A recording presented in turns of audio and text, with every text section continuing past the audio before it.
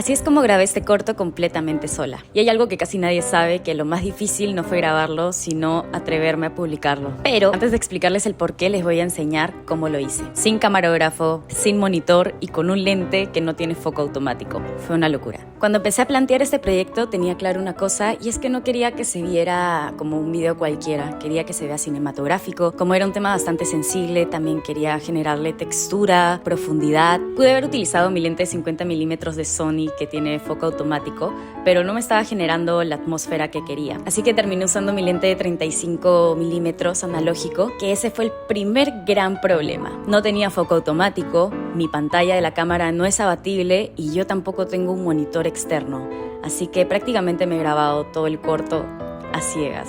Como no podía verme, cada vez que grababa tenía que acordarme dónde tenía que pararme exactamente para no salirme de foco. Descargué una app en mi celular que me funcionaba como monitor, pero el único tema era que cada vez que actuaba se notaba que estaba mirando una pantalla. Entonces el plan fue darle rec, mirar si estaba en foco, dejar el celular a un lado y tratar de no moverme. Pero curiosamente ese no terminó siendo el reto más grande. Cuando empecé a editar me di cuenta que la historia no estaba funcionando. En un principio mi idea principal era crear una historia de una noche de diversión y el arrepentimiento que llega al día siguiente. Pero a medida que estaba editando me di cuenta que toda esa escena de diversión no estaba funcionando. Así que tomé una decisión que es bastante difícil para la gente que crea, y fue eliminar toda esa escena.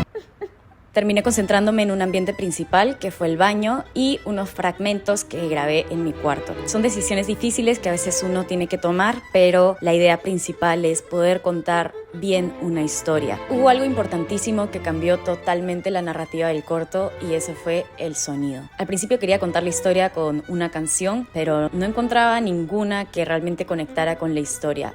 Así que empecé a jugar un poco con las capas de sonido. Empecé a jugar con algunos elementos que se podían ver, como el agua. Quería generar un poco de suspenso, así que utilicé sonidos de drone, sonidos también de suspenso que iban increyendo. Algo que hice con la canción fue primero jugar un poco con el reverb, con el eco, bajarle el volumen, y a medida que quería generar ya este corte, cuando iba el creyendo del suspenso, ¡pum!, ponía la canción ya en su volumen normal, sin reverb, sin eco, lo que siento que generó un poco de juego con lo que visualmente veías y lo que también escuchabas. No soy diseñadora de sonido, no soy una pro en sonido, pero creo que fue lo que le dio más vida al corto. Se sintió mucho más la incomodidad, se sintió mucho más humano, y creo que conectó bastante con la imagen que estaba transmitiendo. Y ahora sí, el reto que más miedo me daba era publicarlo. Sabía que estaba tocando un tema bastante sensible y que tal vez muchas personas cuando lo publiqué pensaron que yo estaba pasando por un momento así, pero no.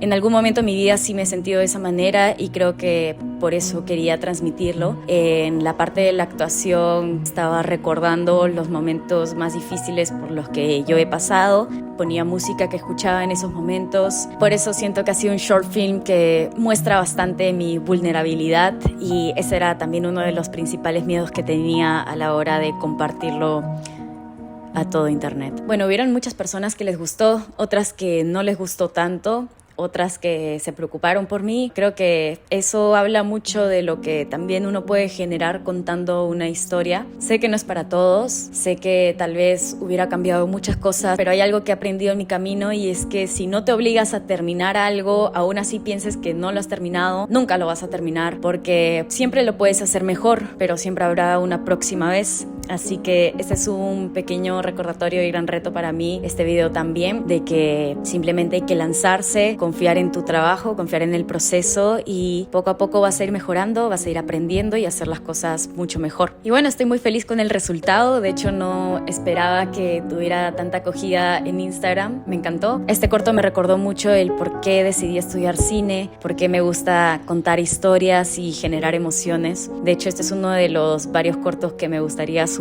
y este tipo de contenido también en este canal. Así que acompáñame en esta hermosa historia que vamos a ir creando juntos, y nos vemos en un próximo video. ¡Corte! ¡Queda! ¿Una más? No hay tiempo. Ok.